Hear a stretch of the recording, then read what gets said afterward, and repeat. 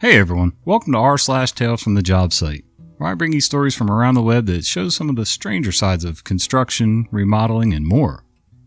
I'm Uncle Reddit, and have I got a story for you. Probably lost to history. We were painting a big house downtown DC one summer, and the old couple that lived there wouldn't let us in their house to use their restroom. Finally, after doing a little dance on their front porch, they unlocked their basement and told us to go down there. When we get down in the basement, we discover a beautiful mahogany panel basement that was getting ruined because the windows were leaking badly. One of the walls had two framed letters on it. One was a letter written by Lord Fairfax, and the other was a 2-page letter written by Abraham Lincoln. The letters were getting ruined by the moisture. Trying to be the helpful painters that we are, we recommended that they get the windows replaced. They said, "No, you're trying to take us." Then we said we could paint the worst windows shut so it would stop the leaking. They told us we were just trying to be lazy. Oh well, one day soon those two are going to die and someone is going to find a letter from Abraham Lincoln destroyed by mildew. Yeah, I'll never understand people that are suspicious like that. You can't come in and use the bathroom, they think you're going to rob them. You can't offer other tasks or work, they think you're just trying to rip them off. Not that you're providing a valuable service or anything. Nope, you're just trying to take advantage. Neatness Counts? A guy called me up to schedule a blind measure, a measure for some material not picked out yet, and I accepted. He was hard of hearing, so I had to yell on the phone, but after scheduling the measure, I went out and he greeted me at the door. He warned me that before entering the house, he keeps the windows open all summer and fall, so it might be a tad dirty. Well, that was a major understatement. There were knickknacks everywhere, clutter filling every portion of the home except his fridge, which was pristine and clean. Not even one picture or fridge magnet. I noticed a fern plant sitting on the long fireplace hearth in the living room. And if you know about fern plants, the tiny leaves turn brown and fall off often. And if someone doesn't primp them, it will be a lush brown and green mix. But what I saw was tons of brown leaves covering the floor underneath the plant. But the fern was perfectly green and plush, as if he picked the brown ones and just leaves them on the floor. And looking at the amount of brown leaves on the floor, he must have been doing this for quite a while. The weirdest thing I saw was when I entered the bathroom. While I was measuring the floor, I noticed in the corner a ton of light blue fuzz covering the corner of the floor, right under the towel bar. And as I looked up, I noticed a light blue towel that was worn down to the nub of the towel. Basically, this guy has used the towel so long, without washing or sweeping, that the fibers, after who knows how long, fell to the ground one by one. Now, how long do you think that took to happen? Totally weird. In this guy's defense, though, I must say that he was very professional and didn't ramble on about everything in the world, which is what I expected. He was a very nice guy who was easy to deal with. There were just a couple things that seemed awkward to me. Yep, we all have our quirks and weaknesses. This guy was sweeping and dusting.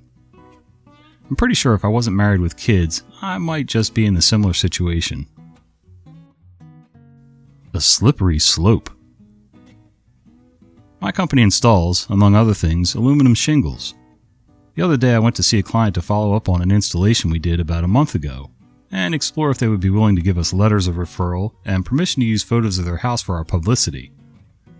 During my visit, the homeowner told me that his new roof almost killed his neighbor. Seeing the look on my face, he hurried on to say, "Oh, sorry, I meant to say he almost died laughing." Well, that didn't sound very promising either. So he explained. Apparently my client's roof was part of the neighborhood's squirrels' normal route, and after the roof was completed they resumed their habits. My client's neighbor observed them leaping from a tree branch onto the roof, starting to scamper across, and then, as in a cartoon, started sliding down the slick surface. At first the squirrel would plant all 4 paws firmly onto the surface, but it would continue to slide downhill. Then all 4 legs would erupt in a frenzy of motion as it tried to gain traction and stop itself. But that motion just sped up the slide. He watched the squirrel fall off the roof in a frantic motion, and to the ground. It was only 1 story.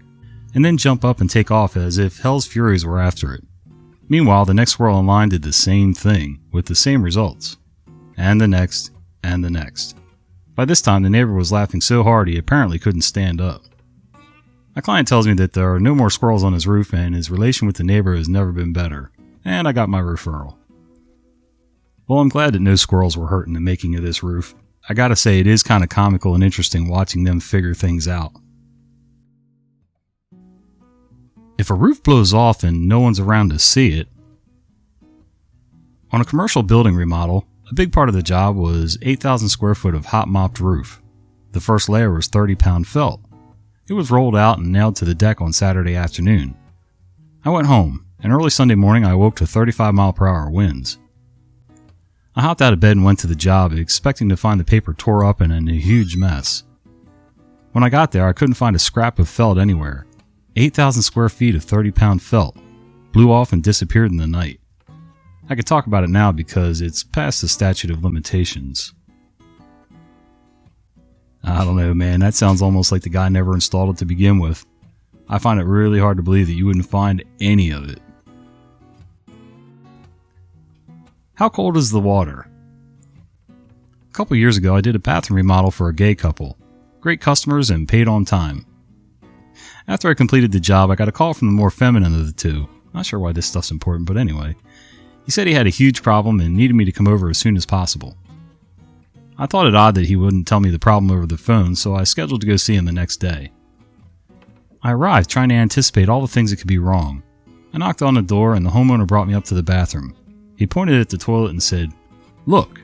I did. I could see nothing wrong. Then he said, "The water in the bowl's too high." Huh? Well, when my husband sits down, his junk touches the water. I tried not to laugh, but couldn't help it. In near hysterics, I told him there was nothing that could be done outside of buying a specially designed tall bowl. He said he would just have to live with it. Indeed he would, I thought. Not even sure what to say about that one. So I won't. How did that get there? A while back, I had a new client meeting. I think it was a Saturday morning. Anyway, the night before, a buddy of mine sends me an email with some inappropriate attachment. Somehow I must have accidentally and inadvertently right-clicked and saved it as my desktop background. Sure. Shut down and went to bed. Next morning, I grabbed my laptop and head out for the meeting. Measure, sit down at the dining room table and start designing. Indian family with daughter and grandmother present. I turn on the computer and there, right in front of this family, is some chick getting passionately hugged on my desktop. I composed myself, fixed it, and conducted the meeting as if nothing had happened. I couldn't wait to get the heck out of there. I'm honestly surprised they let you go on with the design and everything for that meeting. But you might want to get a separate laptop for your personal and your business. It's always something. A repeat customer had another home for us to completely renovate. On day one, that fell on a Friday, we took out the wall, ceiling, and floor coverings. She wanted to try and save the cabinets, but they were pieced together and fell apart. The wiring, plumbing, and insulation needed to be brought up to code. Well, the home needed insulation since there was none. In one bathroom, the wall at the end of the tub had what looked like a shower head. I reached down to grip the old lead pipe and see if it would twist. Twist it did, and pulled right out. There was no hookup for the shower head. The head was fake. The guy who had been renting that half of the house had been doing his own repairs, but why put in a fake shower head? When we moved the stove to remove the flooring, there was a huge hole going straight through the floor and wall. The stove didn't even have a plug-in. What was this guy trying to pull? After everything was out, we took the weekend off. It's never a good idea to leave the job unattended when your customer is known to get into everything. While we were gone, she decided to have a look. Then she decided to help with cleanup. We used brooms and shop vacs for a reason. She only had a leaf blower. She opened the windows and doors and scooted across the floor joists, blowing some of the dust out. Later, she took her leaf blower into the attic. Oh my. The guy she had helping her said she was nothing but a black soot rag doll when she came back down. She had to go to her stylist to get the soot out of her blonde hair. When we returned on Monday, she was coughing and gagging with a sinus infection since she didn't even wear a mask. We all bit our tongues and thanked her for trying to clean up, but it's our job to keep the site clean. The electrician showed up to see that the entire home needed rewired. The other half of the home was rented by a college boy, and he was complaining about his power bill being too high. It seemed to be enough to power the whole house. At first, we thought it might be how drafty the home was. Nope. The electrician found an illegal tap from his meter to the other half of the home. The guy doing his own repair didn't even have a power bill because he was stealing his neighbor's power. The boy moved before we could tell him. He said he could no longer afford the power bill. Okay, evidently I'm missing a slide here. She basically hired her own plumber to come in and do the work instead of these guys. He refused to work under her house. When the rough-in was finally done, she received the first part of the bill. He billed her $65 an hour and took over a week. He worked 4 hours a day and charged $8, He used the old water heater and charged for a new one. Yup, she flipped out. He was 4 times what our plumber would have been, and he had not even finished the job yet. She also brought in her own tile guy. I usually don't like tile being cut inside the home, but no floor coverings or painting had been done as of yet. The tile guys took their tools and tile into the bathroom, and I didn't see them again until they were done. These guys were determined. I walked in and saw a pretty neat tile job and no trash left behind. I think I like these guys. As you may have guessed, she decided to have our plumber finish the house out. He hooked up all the faucets and drains and everything was looking real good. The customer was very happy with the colors and fixtures she chose. The plumber came back the next day to turn the water on and test everything before his inspection. The tub was filled and tested to any leaks, the same with all the sinks.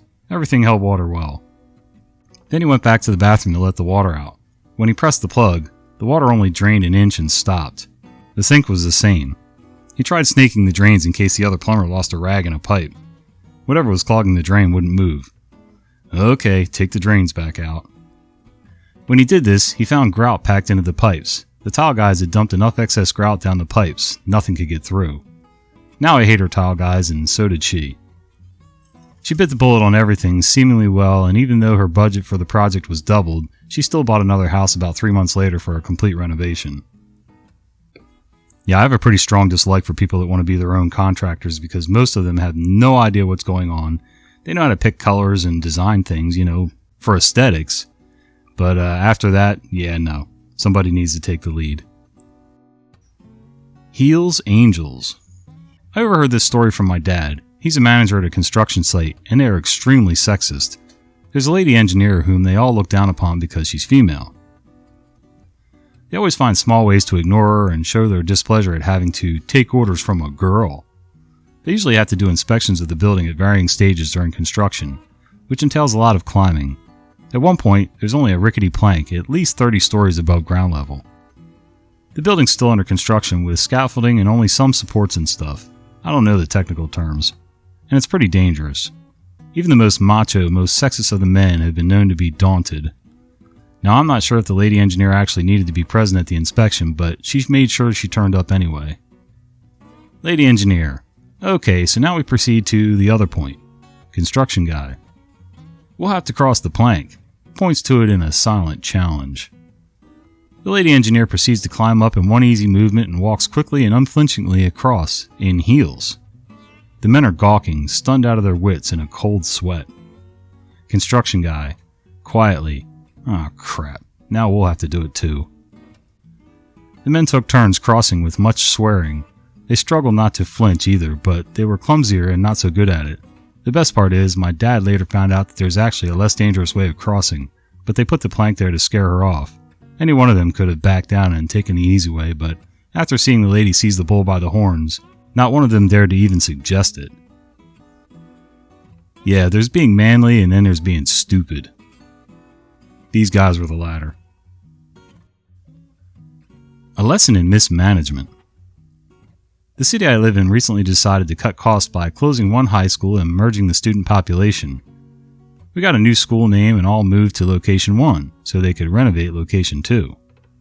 The renovations were supposed to be completed before I graduated grade 8, so I was never going to attend classes at Location 1. Unfortunately, renovations took extra long and I spent my grade 9 year at Location 1. Around May of this year, the school board said that we were 3 years over time and $16 million over budget. They wanted everything to look nice, so they decided to move us all early and let the construction crew work while we were in classes. The money they got from selling Location 2 would in theory help the budget. This caused many issues. First of all, music classes were in an empty room that was supposed to be a French room. The music class during my French class had no idea how to play, so all of our lessons were to the tune of off-key trumpets and tubas. Secondly, the cafeteria was nowhere near ready to sell food. The local church sold $5 hot dogs in their parking lot, $2.50 if you attended their church. But that meant most of the kids at my school ate hot dogs for lunch every day and had for weeks. On top of that, the power randomly went out during classes. Fire alarms weren't wired right and none of the science classrooms were fully unpacked. Most of the test tubes were broken in the move anyway, and many other problems. Today we arrived at school to find the second floor girls' bathroom off limits. When I asked my math teacher, he told me, dead serious, other teachers have confirmed, half the ceiling caved in.